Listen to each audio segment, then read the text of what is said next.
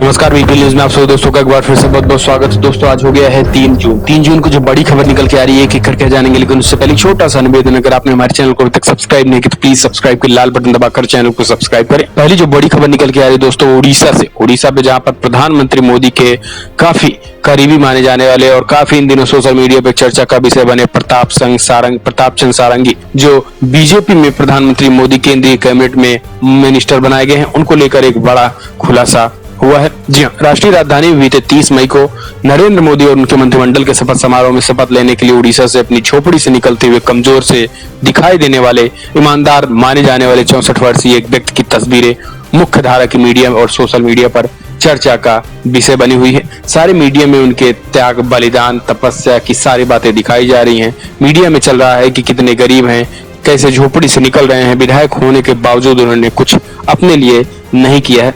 लेकिन main stream media उनके criminal के बैकग्राउंड को बिल्कुल नहीं दिखा रहा है, और यही कारण है कि इस वीडियो में हम आपको बताने वाले हैं कि आखिर प्रताप चंद्र सारंगी पर कितने क्रिमिनल केसेस भी चल रहे हैं। दरअसल सारंगी के हलफनामे में ये पता चला है कि उनके खिलाफ 7 आपराधिक मामले लंबित हैं। उनके खिलाफ दंगा करने, धर्म के आधार पर विभिन्न समूहों के बीच घृणा को बढ़ावा देने, आपराधिक धमकी और जबरन वसूली के आरोप के तहत मामले दर्ज किए गए हैं। इनमें से अधिकांश मामले उड़ीसा में भाजपा और बीजू जनता दल के गठबंधन से बनी सरकार के दौरान दर्ज किए गए हैं, यानी भाजपा भी उसमें शामिल थी। मार्च 2002 की एक घटना में जब सारंगी आरएसएस से जुड़े उग्रवादी हिंदुत्ववादी संगठन बजरंग दल के प्रदेश अध्यक्ष थे, तब उन्होंने उड़ीसा पुलिस में दंगा, आगजनी, हमला और सरकारी संपत्ति को नुकसान पहुंचाने के आरोप में गिरफ्तार किया गया था। जी हाँ, दरअसल हम आपको बता दें कि प्रताप चंद्र सारंगी बजरंग दल के प्रदेश अध्यक्ष भी 2002 में रह चुके हैं। उन पर आरोप है कि वो सरकारी संपत्ति पर हमला किए थे। उड़ीसा विधानसभा की ही इमारत थी। आरोप है कि उड़ीसा विधानसभा की इमारत पर विश्व हिंदू परिषद, बीएचपी, दुर्गा वाहिनी और सारंगी की नेतृत्व में बजरंग दल जैसे संगठनों ने त्रिशूल और लाठियों से लैस 500 लोगों की भीड़ जुटाकर हमला करवाया था। भीड़ मांग कर रही थी कि अयोध्या में विवादित भूमि को राम मंदिर निर्माण के लिए सौंप दिया जाए। जनवरी 1999 में भी उड़ीसा में बजरंग दल के प्रमुख सारंगी थे। आरोप है कि तब एक ऑस्ट्रेलियाई मिशनरी ग्राहम स्टेज और उनके 11 और 7 वर्ष के 2 बेटों को बजरंग दल से जुड़े एक समूह द्वारा जिंदा जला दिया गया था। ग्राहम स्टेट और उनके बेटे क्योन्योर के मनोहरपुर गांव में एक स्टेशन वैगन में सो रहे थे। इस वैगन को भीड़ ने आग लगा दी थी, जिसमें उनकी मौत हो गई थी।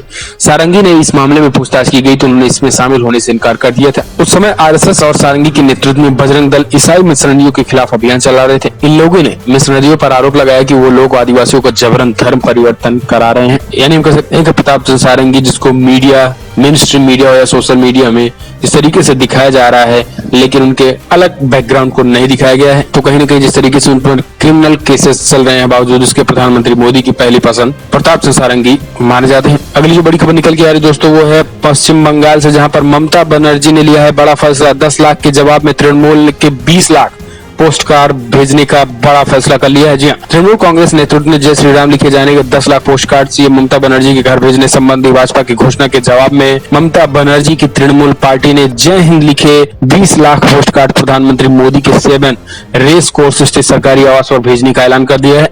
तृणमूल कांग्रेस के वरिष्ठ नेता तथा राज्य की खाद्य आपूर्ति मंत्री ज्योतिप्रिय मल्ली ने रविवार को कोलकाता में आयोजित एक कार्यक्रम में संवाददाताओं से बातचीत में इसका खुलासा किया है। इसके लिए उन्होंने भाजपा नेतृत्व को सतर्क कर दिया है। उन्होंने कहा है कि भाजपा ने तृणमूल सुप्रीमो के कालीघाट स्थित आवास पर जय श्री राम का नारा लिखे 10 लाख पोस्ट कार्ड भेजने की धमकी दी थी। तृणमूल कांग्रेस नेता ने भाजपा पर पलटवार करते हुए कहा है, भाजपा प्रदेश अध्यक्ष में रंगदार और असामाजिक तत्वों का जमावड़ा हो गया है, जो पार्टी नेतृत्व की आड़ में राज्य के विभिन्न हिस्सों पर हिंसा और लोगों में आतंक फैला रहे हैं। पार्टी इसका राजनीतिक स्तर पर मुकाबला करेगी। यानी हम कह सकते हैं कि ममता बनर्जी भारतीय जनता पार्टी के जय श्री राम से टकराने के लिए पूरी तरीके से रणनीति बना ली है। अगली जो बड़ी खबर निकल के आ रही दोस्तों, लोकसभा चुनाव में करारी हार के बाद समाजवादी पार्टी ने बना लिया रोड पर। उसके बाद भाजपा द्वारा समाजवादी पार्टी के कार्यकर्ताओं की जिस तरीके से हत्या हो रही थी, इसको लेकर अखिलेश यादव समाजवादी पार्टी ने लिया है बड़ा फैसला और संसद से सड़क तक इस मुद्दे को उठाने का बड़ा फैसला कर लिया है। वैसे लोकसभा चुनाव के बाद गाजीपुर, जौनपुर व नोएडा में सपा नेताओं की हत्या से कार्यकर्ताओं में आक्रोश है। पार्टी कानून व्यवस्था के मुद्दे पर सरकार को घेरेगी, सड़क से सदन तक इसकी लड़ाई लड़ेगी। सपा के राष्ट्रीय सचिव राजेंद्र चौधरी का कहना है, प्रदेश में कानून व्यवस्था नहीं रह गई है, सरकार राजनीतिक द्वेष से कार्रवाई कर रही है, निर्दोषों की हत्याएं हो रही हैं और यही कारण है कि समाजवादी पार्टी अध्यक्ष अखिलेश यादव शुक्रवार को गौतम बुद्ध नगर के दादरी विधानसभा क्षेत्र के अध्यक्ष राम टेक कटारिया की गोली मारकर हत्या किए जाने पर गहरा दुख भी व्यक्त किया है।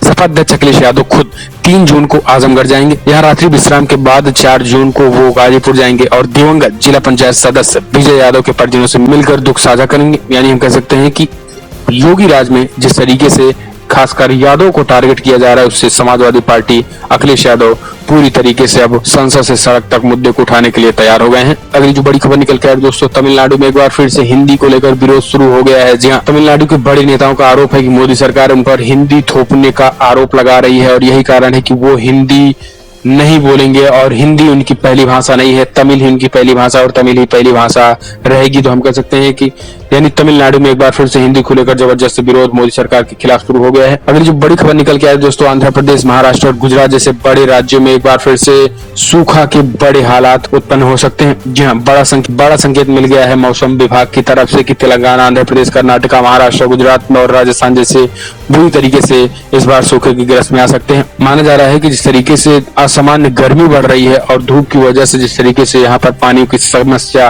उत्पन्न हो रही है, इसको लेकर इस बार सूखे की समस्या हो सकती है। फिलहाल देखने की बात होती है कि मोदी सरकार इससे निपटती कैसे है। अगली जो बड़ी खबर निकल के आई दोस्तों, एक बार फिर से प्रधानमंत्री मोदी को गोली मारने की बड़ी चिट्ठी मिल गई है और 3 लोगों ने मिलकर भाजपा अध्यक्ष को लिखी है चिट्ठी। आईबी ने अलर्ट कर दिया है। अब एक बार फिर से पीएम मोदी को जान का खतरा हो गया है। भारतीय जनता पार्टी की राजस्थान इकाई के अध्यक्ष मदन लाल सैनी को एक पत्र मिला है जिसमें प्रधानमंत्री नरेंद्र मोदी को जान से मारने की धमकी मिल रही है। तो यह विपक्ष का कहना है कि अगर मोदी राज में मोदी ही सुरक्षित नहीं है तो सुरक्षित कौन है। अगली जो बड़ी खबर निकल के आ रही है दोस्तों, ममता बनर्जी ने एक बार फिर से जय श्री राम को लेकर दे दिया है बड़ी चेतावनी। उन्होंने कहा है कि बीजेपी का जय श्री राम हमें मंजूर नहीं है। ममता बनर्जी कहती हैं कि मुझे किसी भी राजनीतिक पार्टी के नारे से कोई दिक्कत नहीं है, सबके पास अपना स्लोगन है। मेरी पार्टी का स्लोगन है जय हिंद वंदे मातरम, लेफ्ट का है इनकलाब जिंदाबाद। हम सब एक दूसरे की इज्जत करते हैं, लेकिन जय सिया राम, जय राम जी की, राम नाम सत्य है, इन सब का धार्मिक और सामाजिक महत्व, हम इन भावनाओं का सम्मान करते हैं। लेकिन बीजेपी जय श्री राम जैसे धार्मिक नारों का इस्तेमाल अपनी पार्टी के नारों के तौर पर कर रही है और राजनीतिक और धर्म को मिला रही है। हम इस तरह से दूसरों पर राजनीतिक नारों को जबरन थोपने का सम्मान नहीं करते हैं। पश्चिम बंगाल ने कभी इसे स्वीकार नहीं किया है। ये एक सोची समझी रणनीति के तहत जय श्री राम बोला जा रहा है जिससे हिंसा के जरिए नफरत फैलाई जा सके, लेकिन हम ऐसा बिल्कुल भी नहीं होने देंगे। यानी हम कह सकते हैं कि बीजेपी के जिस तरीके से जय श्री राम के नारे लगाकर युवाओं में कट्टरता भरना चाहती है, पश्चिम बंगाल की ममता बनर्जी पूरी तरीके से बीजेपी के इस रणनीति को फेल करने के लिए कह दिया है। अगली जो बड़ी खबर निकल के आ रही दोस्तों, एक बार फिर से बिहार से आ रही, जहां पर नीतीश कुमार ने बीजेपी को दे दिया है बड़ा झटका। जिस तरीके से मोदी कैबिनेट में जेडीयू के नेताओं को शामिल नहीं किया गया था, ठीक उसी प्रकार से नीतीश कुमार ने बीजेपी को झटका देते हुए अपने मंत्रिमंडल विस्तार में बीजेपी के नेताओं को जगह नहीं दी है और माना जा रहा है कि धीरे धीरे दूरियां भी बनती चली जा रही है। आने वाले कुछ समय में विधानसभा चुनाव में फिलहाल देखने की बात होती है कि क्या बीजेपी और जेडीयू की जोड़ी बन पाती है या फिर नहीं। लेकिन जिस तरीके से अभी हालात बने हुए हैं और नीतीश का जो रुख देखने को मिल रहा है, उससे माना जा रहा है कि समस्या तो खड़ी हो गई है। बीजेपी और जेडीयू में टकराव की स्थिति पूरी तरीके से बनी हुई है। अगली जो बड़ी खबर निकल के आ रही दोस्तों, दिल्ली से है, जहां पर अरविंद केजरीवाल अभी से दिल्ली के विधानसभा चुनाव की तैयारियों में जुट गए हैं और महिलाओं को दे दिया है बड़ा तोहफा। दिल्ली में महिलाओं के लिए फ्री होगा बस और मेट्रो का सफर। जी हाँ, तो इस वक्त की बेहद बड़ी खबर दिल्ली से, जहां पर अगर आप दिल्ली में मेट्रो और बसों में सफर कर रही हैं महिलाएं, तो उनको फ्री में सुविधा दी जाएगी और माना जा रहा है कि अरविंद केजरीवाल 2020 में होने वाले विधानसभा चुनाव की तैयारियों में जुट गए हैं। अगली जो बड़ी खबर निकल के आ रही, मायावती ने ले लिया है बड़ा हार के बाद कल उनकी दिल्ली में हाई लेवल बैठक हुई, जिसमें बसपा सुप्रीमो मायावती ने 9 बड़े नेताओं पर गाज गिराया है। दरअसल हम आपको बता दें कि मायावती ने उत्तराखंड, बिहार, झारखंड, राजस्थान, गुजरात और ओडिशा के लोकसभा चुनाव में प्रभारियों को हटा दिया है। इसके साथ ही उन्होंने दिल्ली, मध्य प्रदेश के बीएसपी अध्यक्ष को भी पद से हटा दिया है। इसके साथ ही हम आपको बता दें कि आज बसपा सुप्रीमो मायावती यूपी के जोन प्रभारी और जिला अध्यक्षों के साथ ही लोकसभा प्रत्याशियों और सांसदों के साथ बैठक करेंगी। बैठक में शामिल होने के लिए सभी को निर्देश भेज दिया गया है। अगली जो बड़ी खबर निकल के आ रही है दोस्तों, नॉर्थ ईस्ट से है। त्रिपुरा में एक बार फिर से भारतीय जनता पार्टी के अंदरूनी घमासान की खबर निकल के आ रही है। दरअसल त्रिपुरा में भारतीय जनता पार्टी के मुख्यमंत्री ने स्वास्थ्य मंत्री को कैबिनेट से बाहर कर दिया है और अब वहां पर भारतीय जनता पार्टी में फूट पड़ती दिखाई दे रही है। दरअसल त्रिपुरा के स्वास्थ्य मंत्री सुदीप राय बर्मन को पार्टी विरोधी गतिविधियों की वजह से 31 मई को कैबिनेट से बाहर निकाल दिया गया। मुख्यमंत्री बिप्लब देब ने अपने मंत्रिमंडल से स्वास्थ्य मंत्री सुदीप राय बर्मन को बाहर का रास्ता दिखाया है। राज्य राज्य सरकार की ओर से जारी सूचना में बताया गया है कि सुदीप राय बर्मन को 31 मई को मंत्रिमंडल से बाहर का रास्ता दिखाया गया है। उनके द्वारा संभाले जाने वाले मंत्रालय को मुख्यमंत्री और उप मुख्यमंत्री विष्णु देव वर्मा को सौंप दिया गया है। मुख्यमंत्री विप्लव देव ने 23 मई को लोकसभा चुनाव के नतीजे आने के बाद पत्रकारों से कहा था कि राज्य में उन्हें कई षड्यंत्रों के बावजूद जीत मिली थी। उन्होंने कहा था कि भाजपा के अंदर मौजूदा शत्रुओं के षड्यंत्रों को विफल किया जाएगा, लेकिन अब माना जा रहा है कि जिस तरीके से शत्रु बता रहे हैं अपने बीजेपी के सहयोगी कि अब वहां से भारतीय जनता पार्टी की फुट देखने को मिल रहा है और माना जा रहा है कि अब जिस तरीके से माना जा रहा है कि सुदीप राय बर्मन जो कि भी स्वास्थ्य मंत्री थे, उनको पार्टी से बाहर निकालने के बाद अब वो बगावत कर दिए हैं और बीजेपी में माना जा रहा है कि उनके अंडर में जितने भी विधायक थे उनमें फूट पड़ती हुई दिखाई दे रही है। त्रिपुरा की बात करें तो त्रिपुरा में इस वक्त की बेहद बड़ी खबर निकल के आ रही है, जहां पर भारतीय जनता पार्टी में जबरदस्त फूट त्रिपुरा में देखने को मिल रही है। तो हम कह सकते हैं कि मोदी सरकार बनने के बाद अब जिस तरीके से अभी तक सहयोगी ही उनका साथ छोड़ रहे थे, लेकिन अब बीजेपी की अंदरूनी कला भी शुरू हो गई है। फिलहाल आज की बड़ी खबर में दोस्तों इतना ही। अगर आपको वीडियो पसंद आया तो लाइक करें, शेयर करें, कमेंट के माध्यम से अपनी राय देना न भूलें कि आप क्या सोचते हैं। क्या वाकई में जिस तरीके से अखिलेश यादव अब संसद से सड़क तक ये मुद्दा उठाने वाले हैं, जिस यूपी में जिस तरीके से समाजवादी पार्टी के कार्यकर्ताओं की हत्या की जा रही है, संसद से सड़क तक जिस तरीके से मुद्दा उठाने वाले हैं, अगर आपको लगता है कि सही है तो इस वीडियो को दिल से लाइक करें, कमेंट के माध्यम से अपनी राय देना ना भूलें, साथ ही चैनल को सब्सक्राइब करना ना भूलें।